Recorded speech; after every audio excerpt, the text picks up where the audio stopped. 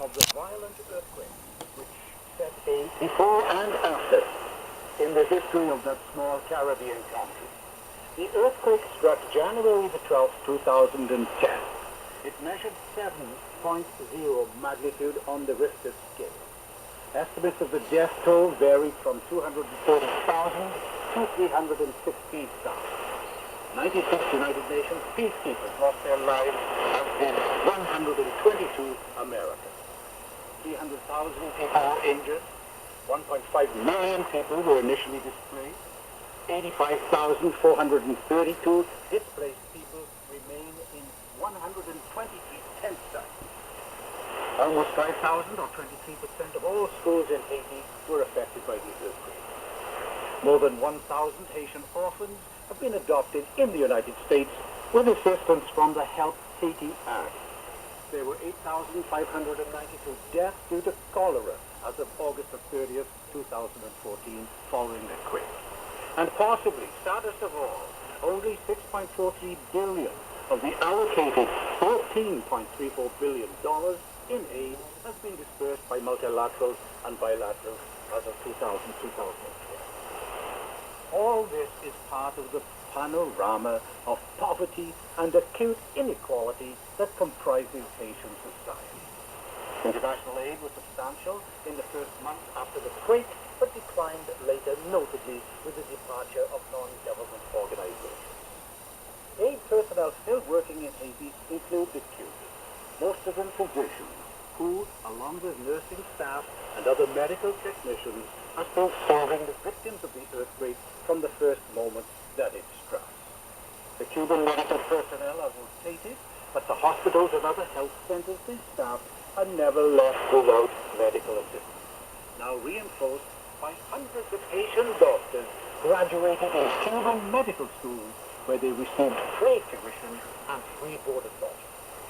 On the 16th of December last, Cuba and Haiti celebrated the 60th anniversary of the opening of Cuban cooperation with its Caribbean neighbor nation, whose leaders have highly praised the Cuban readiness to help Haiti and its excellent results over the past year. Furthermore, the Cuban health experts have already treated tens of thousands of Haitian victims of the cholera epidemic. Furthermore, Havana and Port-au-Prince have recently agreed on a three-stage alphabetization campaign. 200,000 illiterate Haitians are going to learn to read and write. Along with the Cuban experts, Venezuelan advisors are working in Haiti, many of them in agriculture.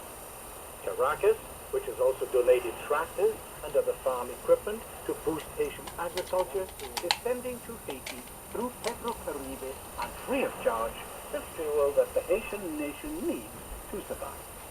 A country with irregular topography and affected by hurricanes and earthquakes, Haiti also suffers from political instability that delays the solution to the nation's many problems. Cuba and Venezuela are respectful of this domestic situation and limit themselves to providing assistance with full respect for Haitian sovereignty. Both Havana and Caracas know that there's still a lot yet to be done in Haiti. For Radio Havana, Cuba, this has been a comment by Gerwin Jones.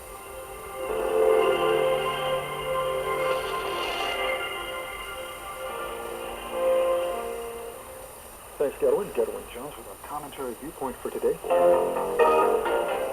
Radio Havana, Cuba calls on its listeners to just take a minute to answer these 4 questions. Do you listen to us on the radio or on the internet? Where are you located? What shows do you listen to? And what would you suggest to improve our programming? Once again, do you listen to us on the radio or on the internet? Where are you? What shows do you listen to?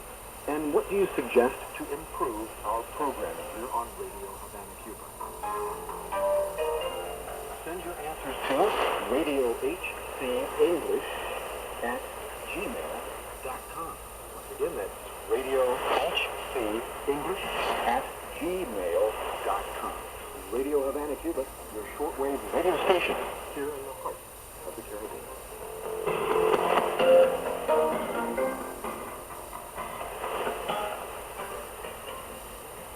Radio Havana, Cuba to about 19 Coming up next, here's Eduardo Gonzalez. He has today's sports report timeout. Eduardo.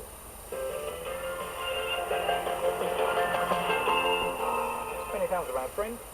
Grumman came from behind to defeat his 6-3 to K Rangers, defending champion Fernando Rio. To be locating now that 2 games from the Philippine Mercado, current leader of the CC4, Cuba National Bank. And was continuous loss 3-1 of the 9th chapter.